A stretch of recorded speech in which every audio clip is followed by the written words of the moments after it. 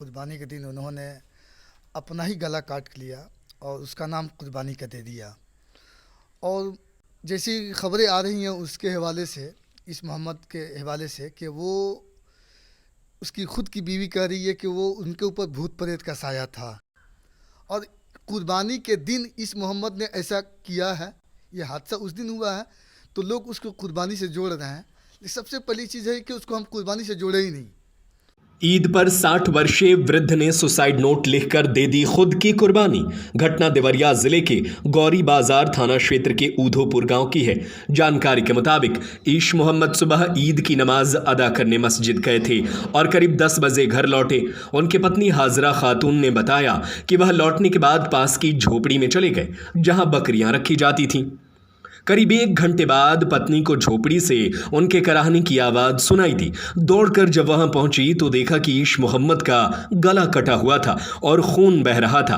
पास में एक चाकू भी पड़ा हुआ था। शोर मचाने पर पड़ोसी इकट्ठा हुए और पुलिस को मामले की जानकारी दी। घायल अवस्था में उन्हें अस्पताल ले जाया गया, जहां से ईश मोहम्मद को गोरखपुर रेफर कर दिया गया, जहां उपचार के दौरान उनकी मौत हो गई।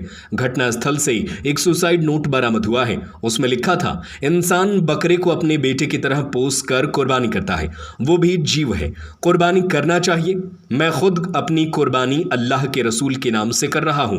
मुझे शांति से दफन करना, किसी से डरना मत। यह नोट उनके इस कदम के पीछे के धार्मिक और भावनात्मक कारणों की ओर इशारा करता है।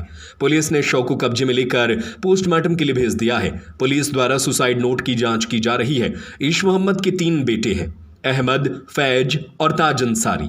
2 बेटियों की शादी हो चुकी है। हसनपुरा की नूरी जामा मस्जिद के इमाम जाहिद इकबाल ने इस पूरे मामले पर क्या कुछ कहा, आइए सुनते हैं।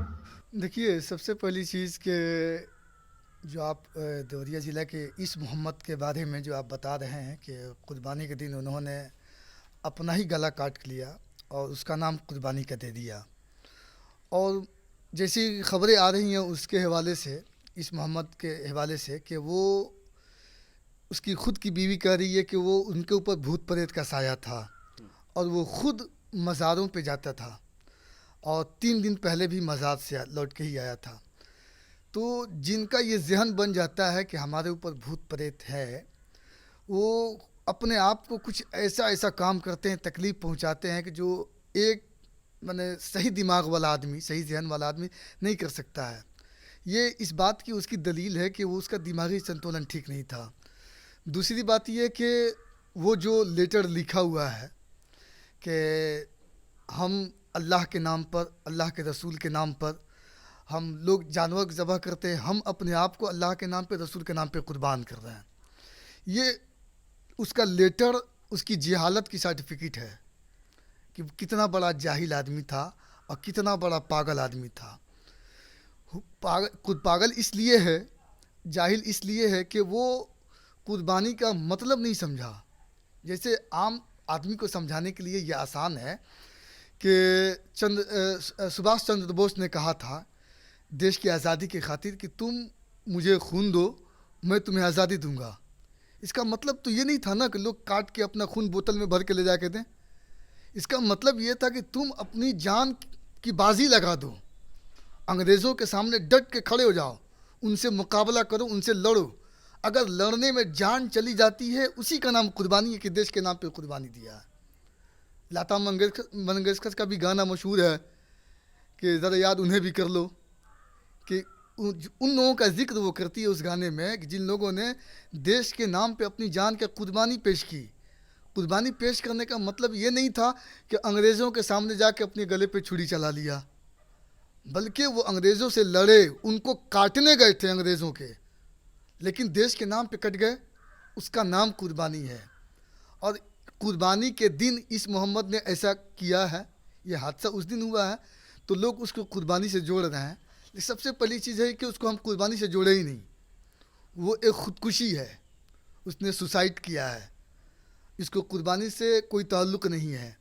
कुर्बानी का मकसद हज़रत इब्राहीम अलैहिस्सलातु तस्लीम ने जो अपने बेटे को कुर्बानी पेश की, अल्लाह कहता है कि वो फ़दैनाहु बिज़िब्हिन अज़ीम, इसके तहत वो हज़रत इस्माइल अलैहिस्सलातु तस्लीम ज़बह नहीं हुए, ये अल्लाह की रज़ा थी, अल्लाह ने छुरी को काटने नहीं दिया, उनकी जगह पे वो फिदिया के तौर पे जानवर आया, जानवर ज़बह हुआ।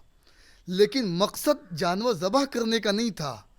आज भी क़यामत तक के मुसलमानों के ऊपर जो साहिब इस्तिताअत हैं, उनके ऊपर कुर्बानी को वाजिब किया गया है।